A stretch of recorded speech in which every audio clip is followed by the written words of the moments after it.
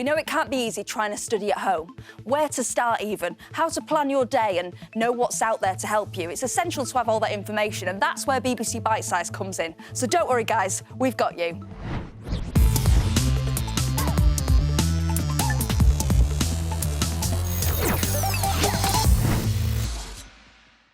Hello, I'm Katie Thistleton and I've been here all week presenting a brand new show just for you. Top experts and celebs have been joining us every day of the week. They've been helping you bring your schoolwork to life while you're at home.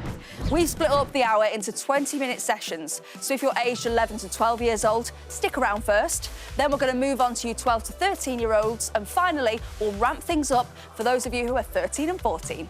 We'll be looking at the worlds of maths, English and religious studies, giving you some handy revision tips and activities you can try at home. It's important to put what you're learning into practice. Topping it off, our big read celebrities are back, and they're reading another extract from this week's choice of books. Mr. Brown, our maths teacher extraordinaire, is back!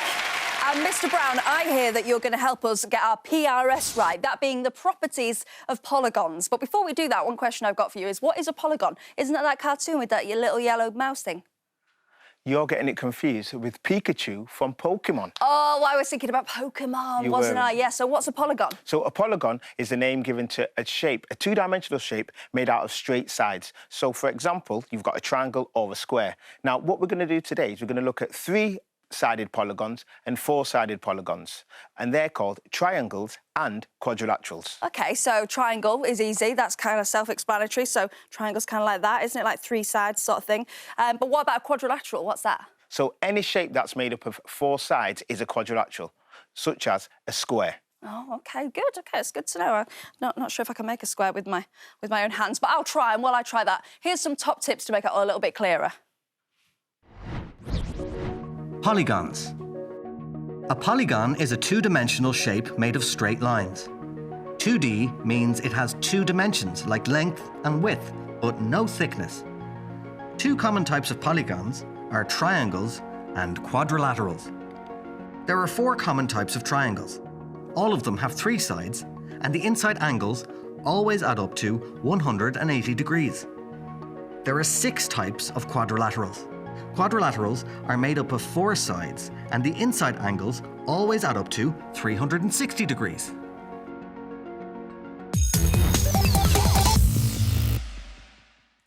OK, thanks, Mr. Brown. I think I'm starting to get the hang of it now. So with quadrilaterals, there are six types, and I know what a square looks like, but what do the other five look like? I think the easiest way for me to explain that to you is to actually draw them. Yeah, let's do some drawing, shall we? So what I'm going to do, I'm going to start off by drawing a square.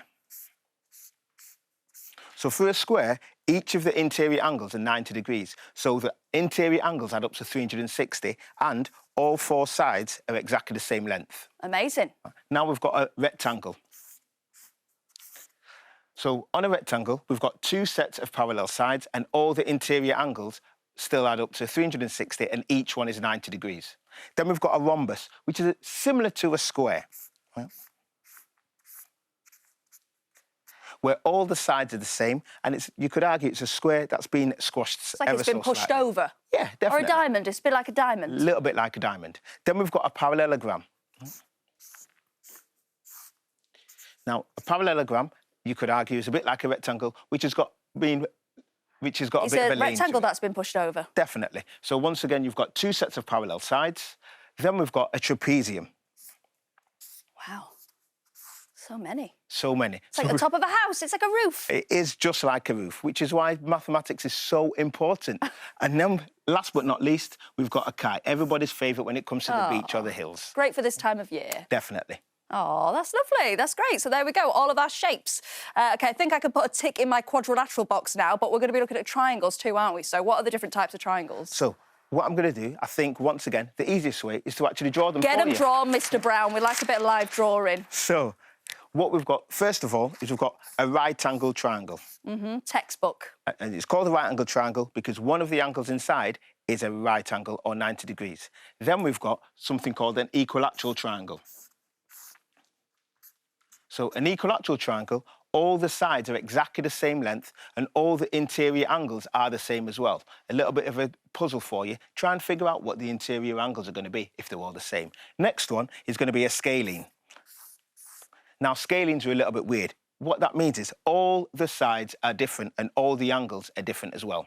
And then last but not least, we've got one that's called an isosceles triangle, which means that two sides are the same and two angles are also the same.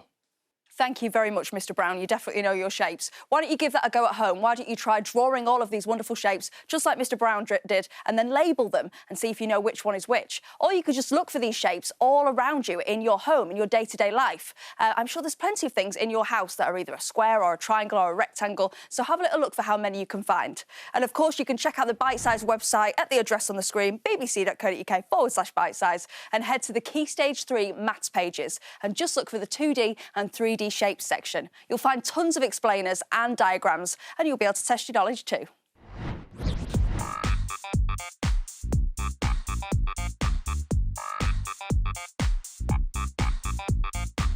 You'd come across majority of shapes on the building site.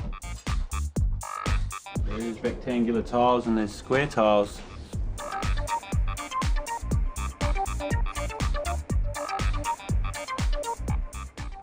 We see different shapes all the time in gardening. This garden plan has been designed with a circular pond and different shaped flower beds. Rectangular, square, triangular and L-shaped beds in the corner. When I'm designing a garden, I like to experiment with different shapes and the sizes of those shapes. Trying different shapes and sizes allows me to create an interesting garden.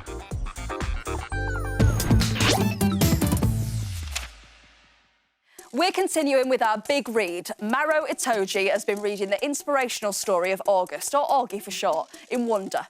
Augie was born with a facial disfigurement, and Wonder is his story of starting school after previously being homeschooled. I've been absolutely loving this book so far. He's been at school for almost a year now, and Julian has been extremely mean to him. Yesterday, we heard Augie lost his temper and hit Julian. Here's Maro with today's extract. December 18th. Dear Mr. Tushman, I am very, very sorry for punching Julian. It was very, very wrong for me to do that. I am writing a letter to him to tell him that too, if it's okay. I would rather not tell you why I did what I did because it doesn't really make it right anyway. Also, I would rather not make Julian get in trouble for having said something he should not have said. Very sincerely, Jack Will. December 18th. Dear Julian, I am very, very, very sorry for hitting you. It was wrong of me. I hope you're okay. I hope your grown-up tooth grows in fast. Mine always do. Sincerely, Jack Will. December 26th. Dear Jack, thank you so much for your letter. One thing I've learned after being a middle school director for 20 years, there are almost always more than two sides to every story. Although I don't know the details, I have an inkling about what may have sparked the confrontation with Julian. While nothing justifies striking another student ever, I also know good friends are sometimes worth defending. This has been a tough year for a lot of students, as the first year of middle school usually is. Keep up the good work and keep being the fine boy we all know you are. All the best, Lawrence Tushman, Middle School Director. Oh, Jack is a really good mate. Maybe it wasn't the right thing to punch Julian, though. I also think using letters is a really interesting way to tell a story. But somebody who knows more about what makes an interesting storytelling technique than me is Mr. Burton, and he joins us now. Mr. Burton, why is the author using letters instead of just normal book speak? Well, using letters shows a real genuine, lifelike sort of quality, doesn't it? And we can all relate to sending letters. The two letters do show a different tone, I think, as Jack is writing to his head teacher and then to Julian, who's the guy he hit. And when we read the two letters, Jack's style to Mr. Tushman and to Julian is different, because when we write letters, we write them differently depending on who we're writing them to, so we change our register of speech. And what do you mean by register of speech? Well, it's the style, it's the words we choose to use. So Jack's apology shows us he has a sense of humour, and Mr. Tushman's reply does show us two sides to his character, almost like he's siding with Jack in a way. Oh, interesting.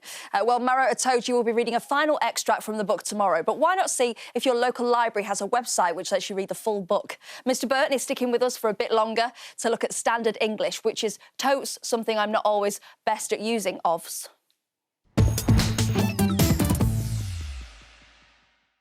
Well, I definitely don't use standard English all the time. So when is it used, Mr. Burton?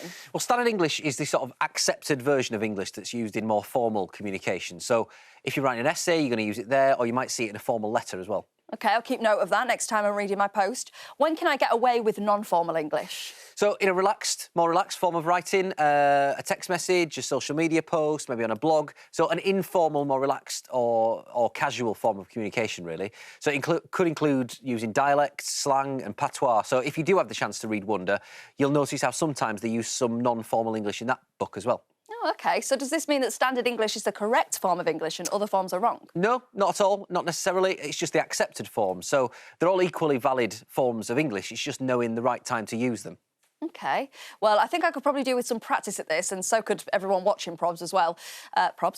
What do I do to learn when to use which type of English? Well, have a hunt around the house and try and find some examples of standard English being used. So maybe look through the post of your parents and carers with their permission. Oh, don't go rooting through it without asking them. They won't be happy. So when you see that standard English, try and turn it into some non-standard English. And just to make sure you really get it, next time you're speaking to your family or friends, flip it on its head and see how differently it feels if you're using fully standard English. Yeah, it'll probably seem really strange, or they'll wonder what's going on and why you're being so posh.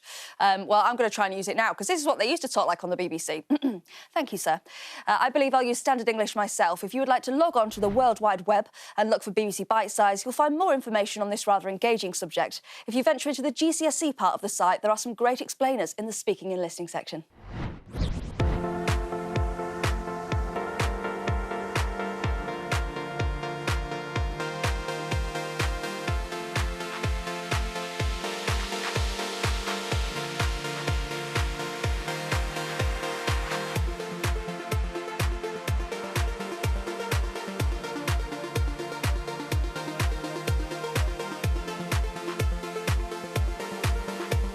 Are you Northerner, miss? Excuse me? You're from the north, innit? Do your work, Lauren. Are you Northerner, then? Why'd you ask, Lauren? Because you speak funny, is it? That's enough. I'm only asking a question.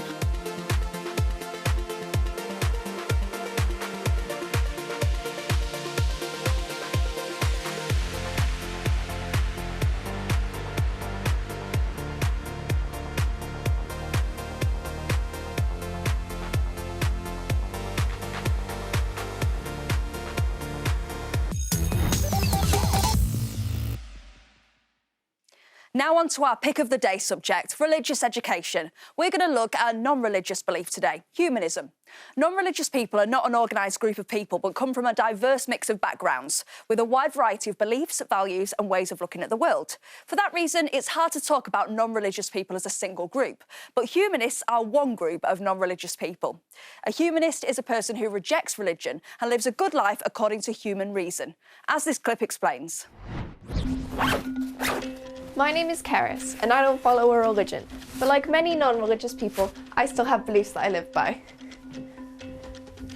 I'm a humanist, which means I believe that humans can lead good and meaningful lives without believing in God or following a religion. Humanists decide what is right by thinking about the consequences of what we do in whatever situation we're in. We try to consider how people might feel, how they might be affected, and what would be best for everyone. So, there's no worship. Humanism isn't an organised religion.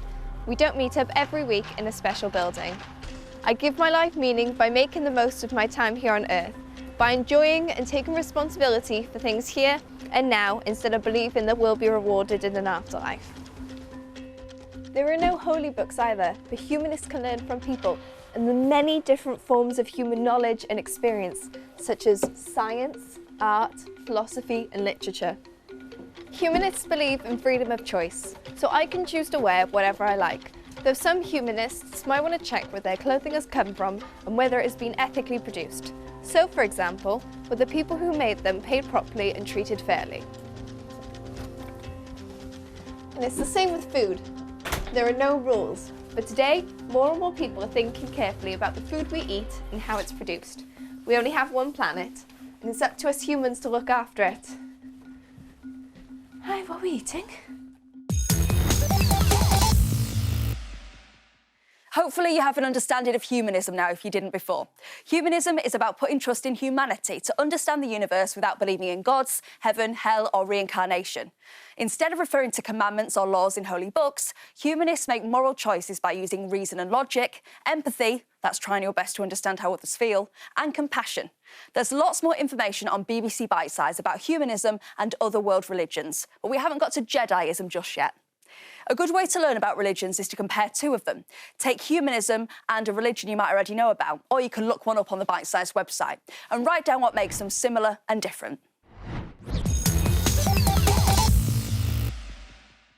Well, that's it for you awesome 11 to 12-year-olds. Up next is the turn of the 12 to 13-year-olds. And remember, you've always got a ton more resources ready to help you at bbc.co.uk/bitesize.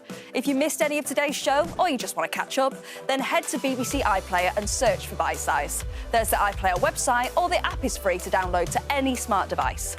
As well as getting your mind fighting fit, it's important to keep your body in good shape too. Here's our resident doctor to tell us why. They say that a healthy body equates to a healthy mind. Well, there's definitely some truth in that.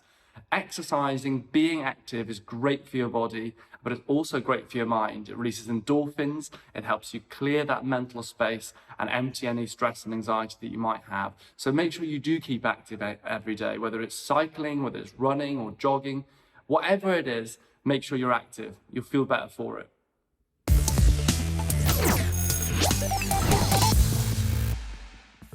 Hello, 12 and 13-year-olds. We've got a host of topics we're about to cover. Pretty useful, I reckon, if you need a hand with your schoolwork and you want to know how to make the most of the BBC Bitesize website. You're in the right place if that's what you're after. Let's see what we have on offer. We'll get into helping you with your maths, English and religious studies, with help from Mr. Brown and Mr. Burton. The big read continues as Rachel Riley proves that reading isn't rubbish with another extract from Trash. Time to get on with the show. Now, Mr. Brown is a whiz with numbers, so it's fitting that he's our maths teacher. He's going to make sure we don't go around and around in circles when we're learning about the properties of them. That's right, Kate. When it comes to properties of circles, the most important thing to remember or to know is actually pi.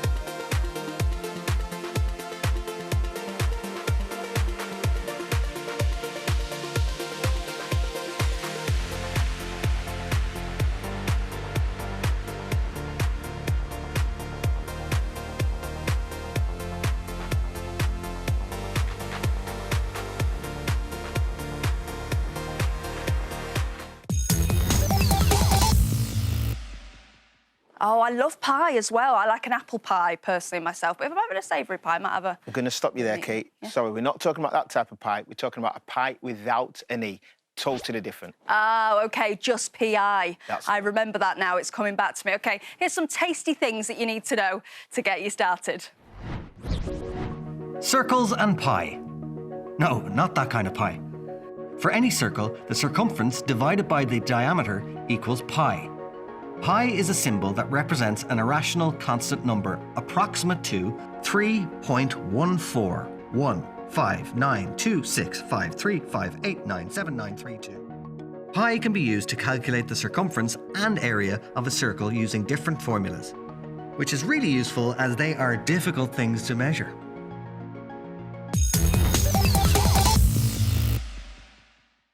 Yeah, it's all coming back to me now, Mr. Brown. It's all coming back. Excellent. Let's break it down again. So this diagram behind shows a circle, a 2D circle. Now, what we've got is we've got three things labelled. We've got the diameter, which goes from one side of the circle through the centre to another point on the circle. And then we've got the circumference, which is the distance all the way around. It's another word of saying perimeter, really. Right? And then we've got the radius, which is a point in the centre of the circle, right, to any point, or sorry, it's a line from the centre of the circle to any point on the circumference of the circle. OK, great. So if you know where the middle of the circle is, then it's easy to draw the diameter and a radius. Brilliant. So how do we figure out pi from that? Now, to calculate pi, what we need to work out the circumference, which is the distance all the way around the edge. Now, there's one way of doing that, and I'm going to show you an example. Now, you said that we weren't having any pie, but I can see that you've got a pie. And it's my favourite pie as well. It is a summer fruits pie. Oh, that's good. Well, I like a summer fruits. And, yeah, even though we said you didn't need pie, pies are round, and you need something round to do this. So Definitely. you can calculate pi on a pie. You can indeed. OK, good. Right, just leave out the custard. So the first thing I'm going to do is I'm going to measure the circumference with a piece of string. So I'm going to go all the way around. Yeah. And I've got a distance there. So I'm going to measure that distance to start off with. OK. It's intricate work. It's very intricate work. OK, so I've done the 30, 30, and the last bit there. So altogether, that's approximately 4. So 75.4 centimetres. So that's the circumference? That's the circumference. Now, what I need to do is I need to measure the diameter. So I'm going to take a ruler for this one, and I'm going to measure the diameter. So the centre of the circle is about there. So I'm going to measure it, and I get 24 centimetres. OK. Now, so then to work out pi, it's the circumference divided by the diameter? Excellent. Yes. So if we do 75.4 divided by 24, we should get approximately pi, which should be 3.14. So 3.14 is pi. That's pi. Excellent. And what about if you use a different pie? What if we've got a bigger pie or a smaller pie or a cheese and onion pie or a rhubarb pie? Or cheese and onion. All right, so whatever size the pie is, as long as you calculate the circumference and the diameter, you will always get the same measurement, or you'll always get the same answer for pi, which is 3.14. And can you use other things as well as pies? Anything that's a circle? Most definitely. You can use the lids from milk, you can use pizzas, you can use tins, the top of tins, anything that's a circle. You could even look at the speakers in the house and look at the circles around the speakers, measure those.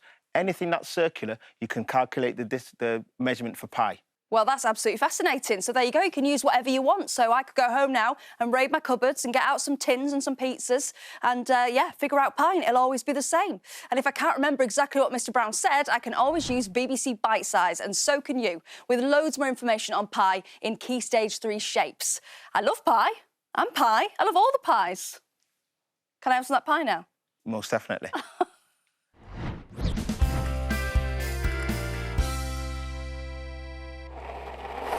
Can we stop for a break now, Atty? But Sophie, we've only just got to the cycle path. But my poor roller skates have only got little wheels. Hey, I wonder whose wheels really will work harder. Your roller skates or my scooters? Yeah. Mathsmut, we need your help. Well, guys, it all depends on the size of your wheels. OK, now give 'em a push.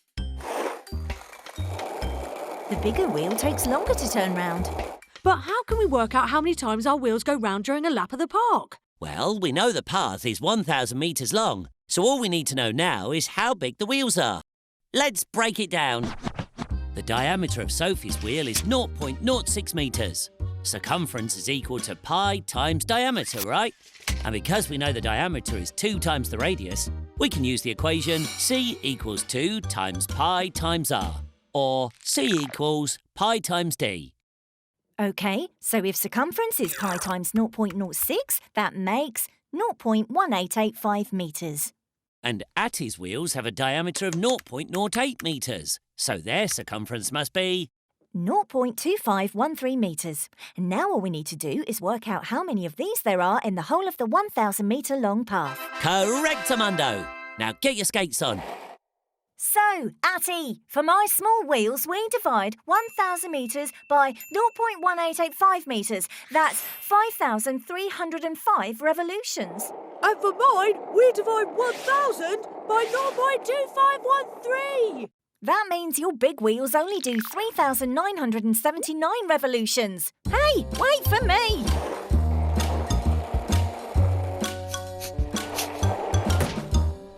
What? Wow!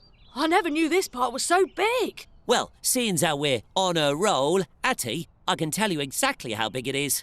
To find the area of a circle, you just do pi times radius squared. Here, hold this, Sophie.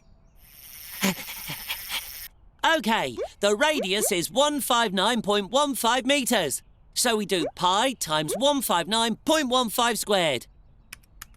That's 79,572.5 square metres. Yay! Oh! Good boy. Sorry. So, does all that make sense, or are your heads still spinning?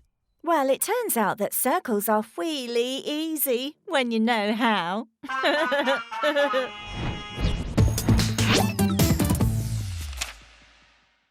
We're continuing with my favourite feature, our Big Read. Rachel Riley has been proving that reading isn't rubbish with some great extracts from Andy Mulligan's book Trash. So far, we know that Raphael is working in hard conditions. He has no boots and he wears clothes that he finds. Here's an extract about how Raphael must live his life day to day. We get the fast food too, and that's a little business in itself. It doesn't come near me and Gardo, it goes down the far end. And about 100 kids sort out the straws, the cups and the chicken bones. Everything turned, cleaned and bagged up, cycled down to the weighers, weighed and sold. On to the trucks that take it back to the city, and round it goes. On a good day, I'll make maybe 200 pesos. On a bad, maybe 50. So you live day to day and hope you don't get sick. Your life is the hook you carry, there in your hand, turning the trash. What's that you got, Gardo? Stop. What about you? Turn over the paper. Stop. I have to say though, I'm a trash boy with shorts. I work with Gardo most of the time, and between us we move fast. Some of the little kids and the old people just poke and poke like everything's got to be turned over. But among the stuff, I can pull out the paper and plastic fast, so I don't do so bad. Gardo's my partner, and we always work together. He looks after me.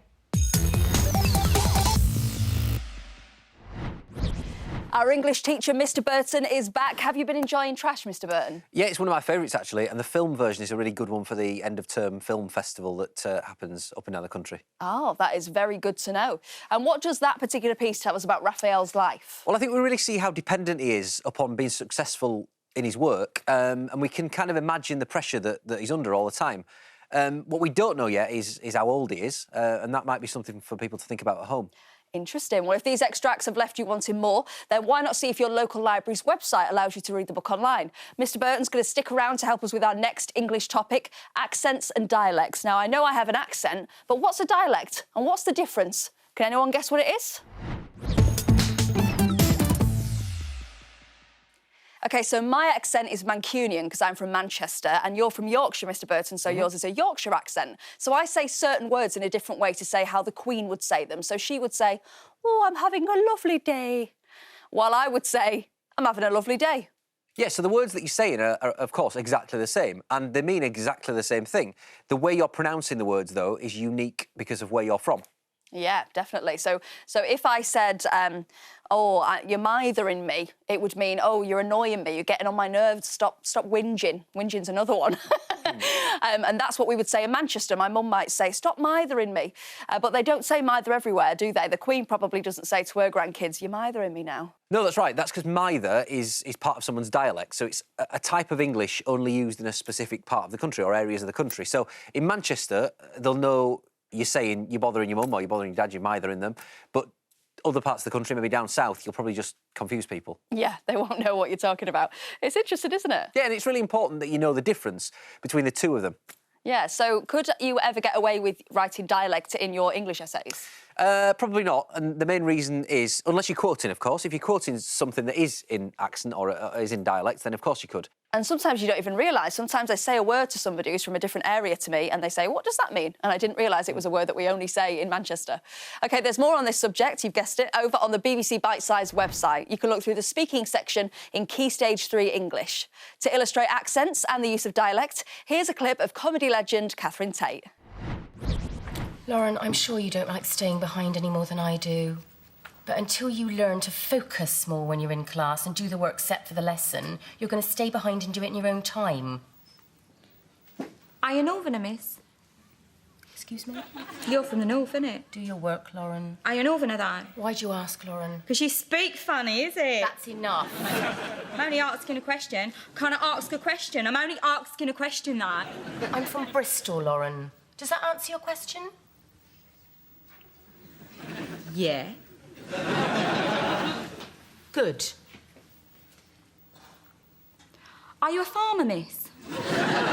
Lauren. Are you a farmer, though? Don't be ridiculous. You talk like a farmer. Carry on with your work. Why do you talk like a farmer, Lauren, though? I'm not going to tell you again. Do you live on a farm, miss? Lauren, be quiet. Miss, are you the farmer's wife? If you don't be... Are you the farmer's wife? No, I'm not. Are you old MacDonald, miss? Don't be... Do you know old MacDonald, miss? Stop this. E-I-E-I-O, miss. Stop this nonsense. You know perfectly well I'm not a farmer. Now, get back to your work immediately.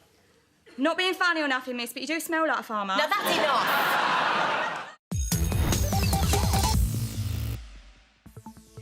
Our pick of the day is religious studies, and we're following Neer Bear as she celebrates the Sikh festival of Guru Nanak's birthday with her friends, family and local community. When you're watching, make a note of the 4 main features of the celebration. My name's Neer Kaur and I'm a Sikh. In a few days we'll be celebrating a special day called Guru Nanak Gurpurab. This marks the birthday of the person who started our religion over 500 years ago, Guru Nanak Dev Ji. I'm getting ready to go to a holy building, the Gurdwara, with my family to start the celebrations. The first words of the Guru Granth Sahib Ji were written by Guru Nanak Dev Ji. For 2 days leading up to his birthday, all 1,430 pages are read out loud without any breaks by a team of readers. This is called an Akhand Path, and we do it before all special events.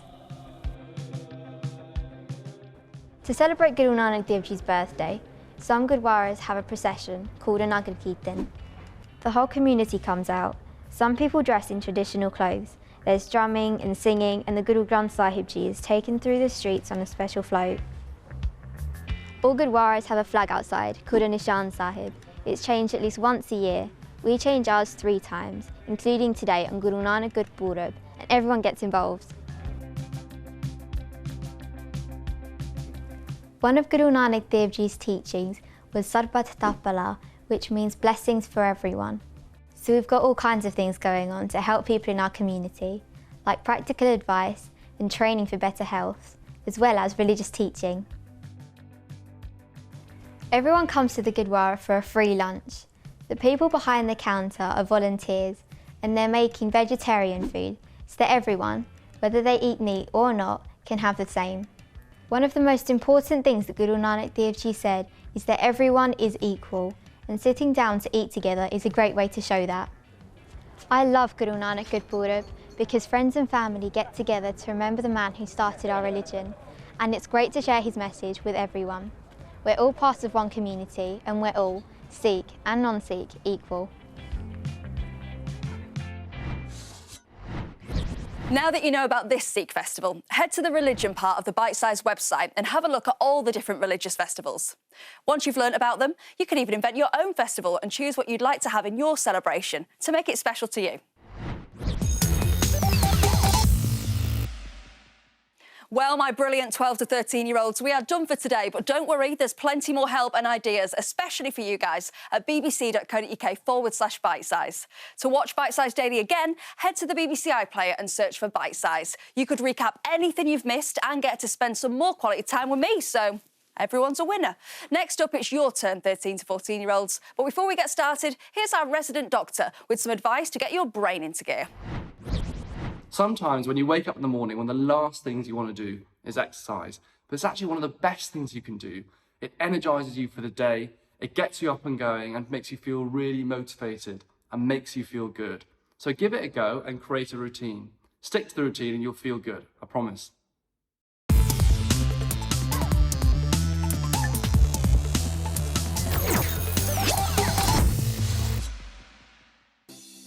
We've got a host of topics we're going to cover now for 13 to 14-year-olds. So if you need help with your schoolwork and you want to know how to make the most of the BBC Bitesize website, you're in the right place. Let's see what we've got on offer for you.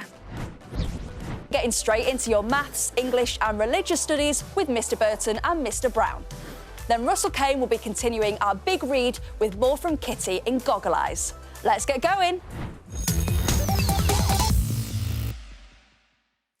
Right, on to the first subject. No surprises, it's maths, and Mr Brown is here to talk to us all about 3D shapes today. Sorry though, Mr Brown, I forgot my 3D glasses, so I'm not going to be able to see anything. Don't worry about that. You won't need your 3D glasses for this because the world around us is full of 3D objects, so you'll be perfectly fine with your normal eyes. Oh, that's good to know.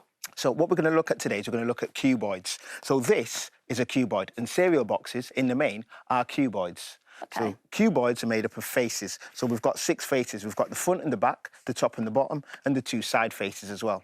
Lovely. What we've also got is we've got things called edges. So where 2 faces meet, they create an edge. And normally, when 3 edges meet, they create something that looks a bit like this. What do you think that's called? A pointy corner? Not quite. It's called a vertex. Oh, OK. Close. Yes, you could argue it's not too close. But what we've got is we've got one vertex, but when we've got more than one vertex, we call them vertices. Lovely stuff. That's really interesting. Is there anything else that we can learn from that box? There is. So what we can also do, another key point about a cuboid is what we get when we unfold it, which is called a net. Oh. Now, when we unfold it, we get a 2D flat shape, and we can work out the surface area of the cuboid using the surface area of the net. Well, there you go. Who knew that you could learn so much from a cereal box? I'm usually just interested in the contents, to be honest, the frosted flakes. I don't usually get involved with the box, but there you go. You can learn so much while you're having your breakfast. Let's see the things that we need to know about 3D shapes. 3D shapes. 3D shapes have 3 dimensions: length, width, depth. 3D shapes are defined by the number of edges, faces, and vertices they have. Some 3D shapes can be opened up or unfolded to create a flat shape, called a net. Some common 3D shapes you might recognize are cube, cuboid, sphere, cylinder, cone, and pyramid.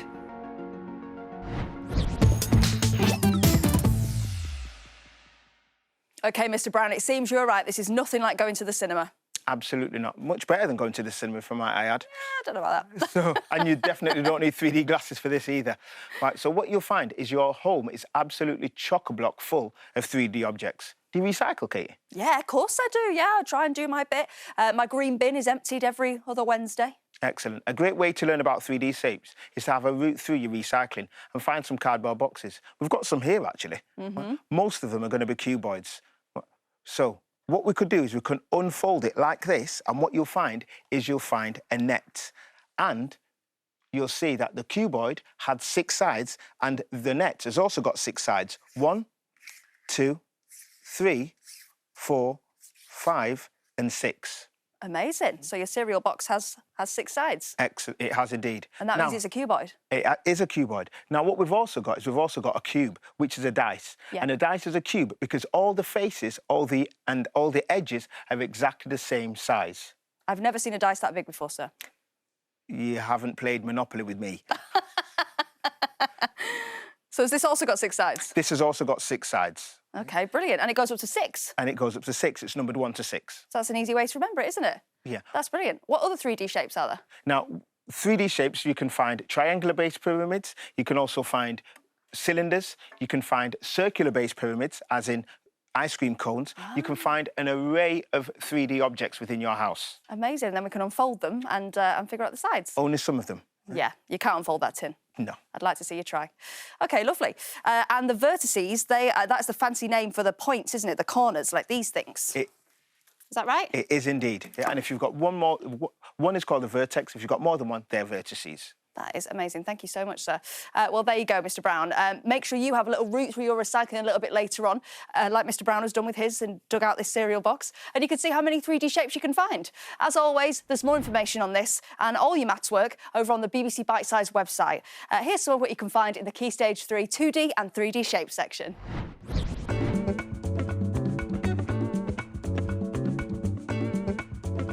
Two-dimensional is width and height, and 3-dimensional is width, height and depth.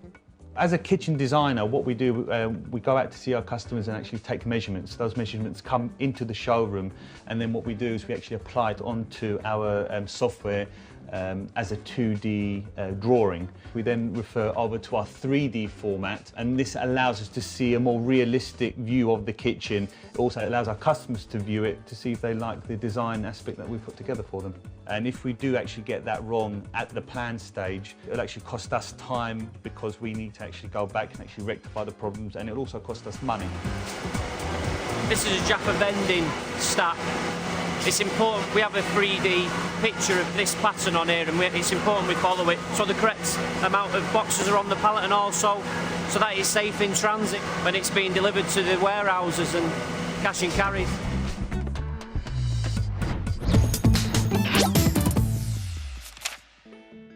It's really important to make time to read during these strange times. It's great for improving your vocabulary and for helping you relax. Russell Kane has been reading Goggle Eyes for us. It's a story set in Scotland in the 80s. It tells how Helen is not a fan of her mum's new boyfriend and calls him Goggle Eyes behind his back.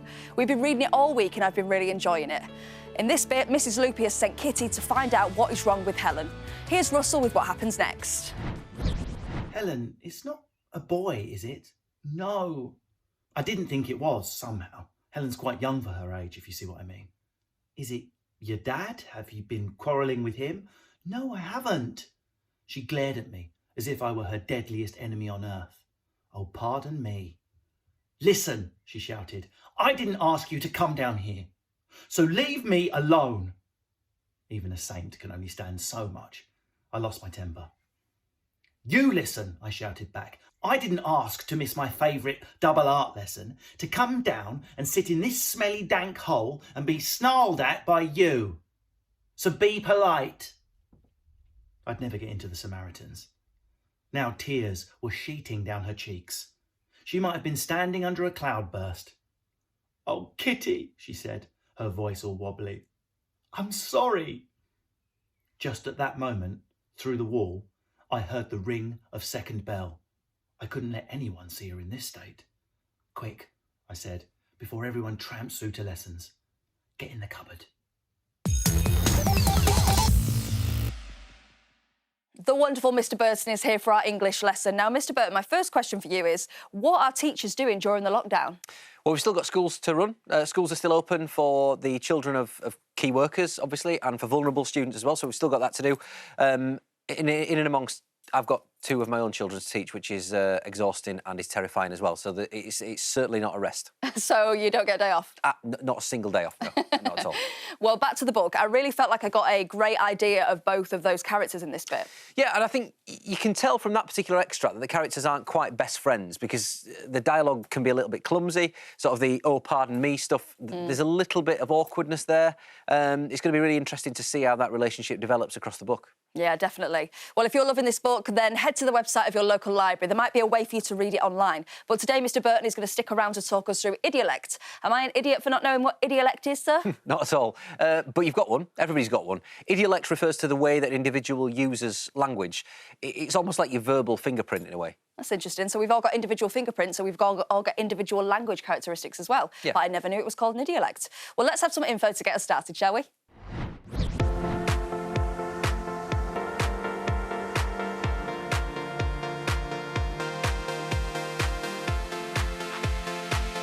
Just as people might dress smartly for an interview, they could also polish their language and speak more formally. Then in another situation, the same person might tone down their language using simpler words to seem more casual and friendly.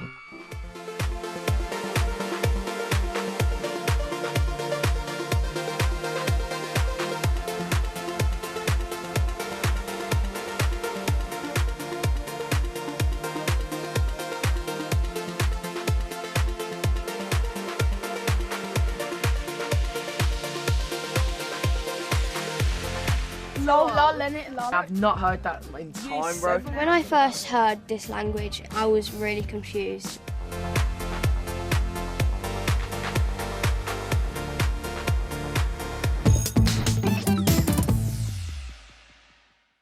OK, so everyone has an idiolect and it's unique to them, a little bit like a fingerprint. So, Mr. Burton, do you know where the word idiolect comes from? Yeah, so the term idiolect is related to the Greek prefix idio, so that means personal or private.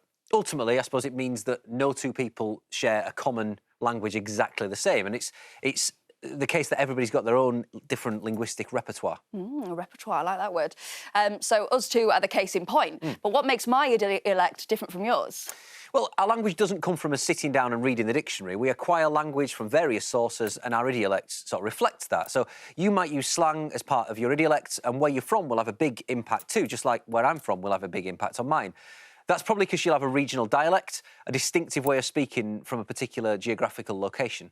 So does that mean that I've got a Manchester idiolect then? No, it's not just being from Manchester which will affect it. It will affect it, but it's not just that. We all pick up different words and phrases and the language that we use from different places. So if you watch a lot of Friends, or you watch Neighbours, or you watch a particular programme, you can pick up language from absolutely anywhere. Lol, innit? Lol. I've not heard that in time, bro. When I first heard this language, I was really confused. Teachers and parents don't understand what we're on about, so... Playing Xbox, yeah, my mum comes in my room and goes, "What you playing, G?" And I was just like, "Oh, man, what you doing?" And you're just embarrassing yourself, innit? Like, all the teachers just thought they could, like, get down with us, and it just wasn't working. It's like your own little language in a way. I thought they were just speaking really weirdly because it didn't make any sense. I just say what you want and they won't get it. Wanna go, yeah, yeet? And I started using it myself, and it helped me fit in. Peng. What's peng? It's a green pen. Oh my God, that guy's well penge. A freshwater fish indigenous to Central Europe. Peng's like just when anything's nice. Well, I don't know about that. BEG space IT. It means like, begging it means... Someone's asking for something.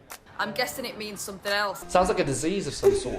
If someone's like following someone around and they're not like leaving them alone or something. Wow, I've never heard that before, but I already like the sound of it. That's untold. It's a story that hasn't been told before. You're hiding a secret from me? I have no idea. Wait, can I do it again? It's something that's rare and it's brilliant. No, it's not. I'm going to the shout. It's like a gathering. Just give me a shout out online or something. A very brief shower. Shout means like a party. Lit. Have you heard that new track? It's lit. Lit. Never heard of that before. I have no idea. Lit's just when something's like really, really good. Or can I borrow some cheddar? Money. Making it rain. The money, the Skrilla. I'm out for the green. Go to school and make a cheddar. Do you know what? This isn't an urban dictionary. This is a backwards dictionary.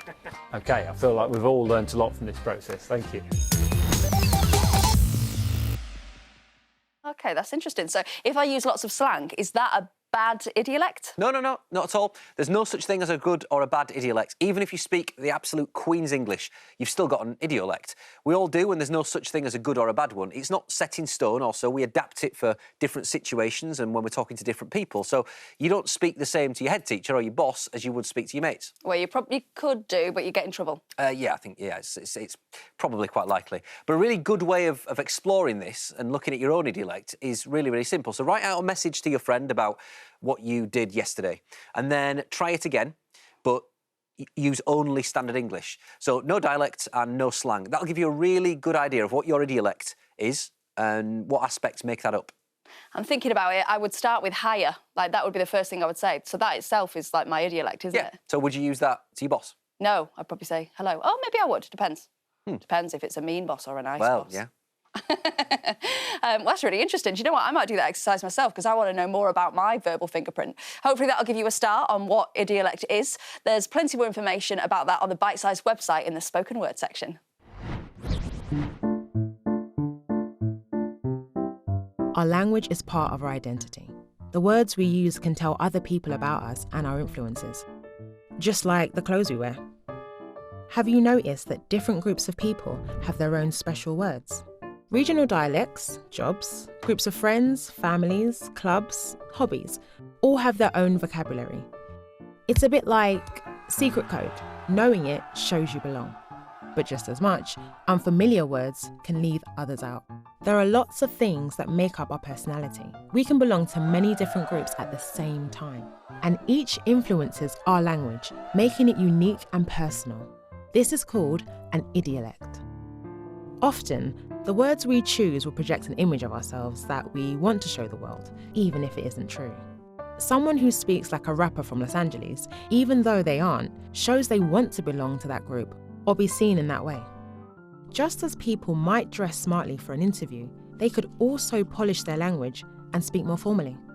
Then in another situation, the same person might tone down their language using simpler words to seem more casual and friendly. In both cases, it shows how someone views a situation and the sort of impression they want to make. You might use certain words with your friends because you're comfortable and confident, but you'd never use those same words with the teacher because it wouldn't be appropriate. Sometimes, groups reclaim words that are supposed to be insults and wear them as a badge of honour. These words stop being hurtful and instead are a source of pride. We can use words to take back power. The words we use are as much a part of our character as the clothes we wear. And we change them nearly as often. Our words are one of the most important things about us.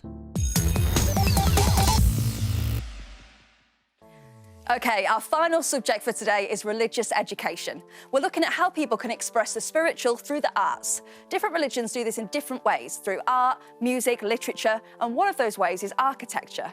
Religion is often about helping others, giving to the poor. If that's true, then why should religions spend money on such lavish buildings? Or could that money be spent in better ways? That's the question the following film asks. Have a think about it as you watch. Should religious buildings be sold to help the poor and feed the starving? In Christianity, a church is a group of people meeting together to worship God, and that can happen in any building. So why not rent a space, like many churches do, in a hall, cinema, or theatre? In Islam, a mosque is a place of prostration. So in other words, a mosque is any clean space for a Muslim to bow down in prayer, and that can just be on a mat. It doesn't need to be in a special building. And all religions teach that we should give to charity. So if everyone thinks it's a good idea, why not sell the buildings and do more of it? But the buildings themselves can be amazing works of art. This mandir was created by people who thought of it as a huge act of worship to God. And a beautiful building can create the right atmosphere for prayer and worship. But people don't come here to worship the building, they come to worship God. And so many churches are no-frills and practical. Holy buildings are used by the community for all kinds of activities. Youth clubs, music groups, food banks, charity work, which helps everyone in the area, not just the people who come here to pray. In Sikhism, people go to the Gurdwara to hear the words of the Guru Granth Sahib read aloud. But they can also get a free meal. Anyone can. So think about all the money this building will raise if sold, versus all the good it will do for the local community over its lifetime. Which is better value? Perhaps there are other very expensive buildings that could be sold off instead. Maybe religion should be putting people first in the short term, using their money to solve a few problems more quickly. But wouldn't selling these beautiful buildings be a shame? And what about the good work that goes on in them year after year? What do you think? That's it for today, but please do head on to the Bitesize website for loads more information about what we've been talking about today and with all your schoolwork. And if you've missed anything, you can watch it again on BBC iPlayer. Just search for Bitesize. So that's it for today. Thanks for joining us. We'll be back tomorrow helping you through some more of your home studies. The only thing left is for our resident doctor to give us some encouragement to keep active. And remember, we've got you. My advice is to create routine when it comes to exercise. Plan your exercise at a certain time each day and stick to it. And also each day set little targets, small goals. If you did 10 press-ups, can you do 11 today? Push yourself. And ultimately you feel better when you see your progress and increased performance. Good luck.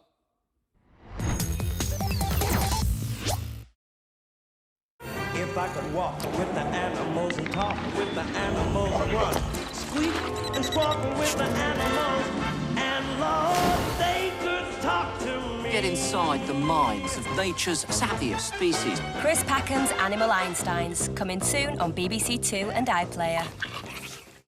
I don't even want to speak very long. This music's way too smooth. But how can sound waves physically make you move? And in return, you get experience. You're listening to Car and Phone Radio 1. I hope you're well. Earth's starting to look pretty Be small. moved by the power of BBC Sounds. Listen on the app.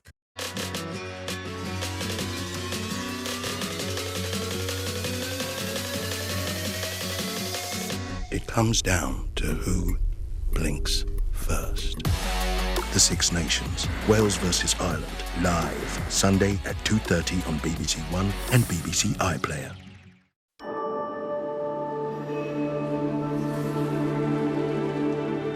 Continuing with the lockdown learning now on BBC Two, Black and British have forgotten history in 5 minutes after an addition to the schedule with teacher